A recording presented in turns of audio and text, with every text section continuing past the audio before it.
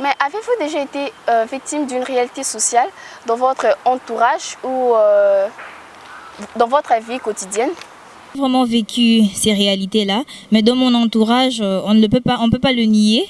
On l'a vécu dans nos écoles, dans nos quartiers, dans la famille. Quand je vois ces choses se faire, en moi, je me dis que non, la jeune fille, elle doit reconnaître sa place.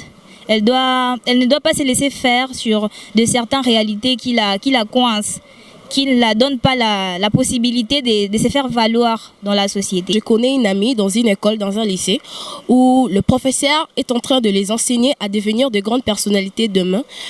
Et puis fin de compte, il leur dit que non, tout ce que vous êtes en train de faire, ce sont de peines perdues parce que vous finirez dans la cuisine sous la dépendance d'un homme. Mais une pote à moi, quand je suis en deuxième, cette pote a été victime de ces réalités.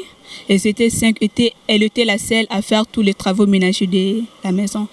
Alors, le papa, dans son esprit, pensait comme s'il est en train d'éduquer la jeune fille, il est en train de former la jeune fille.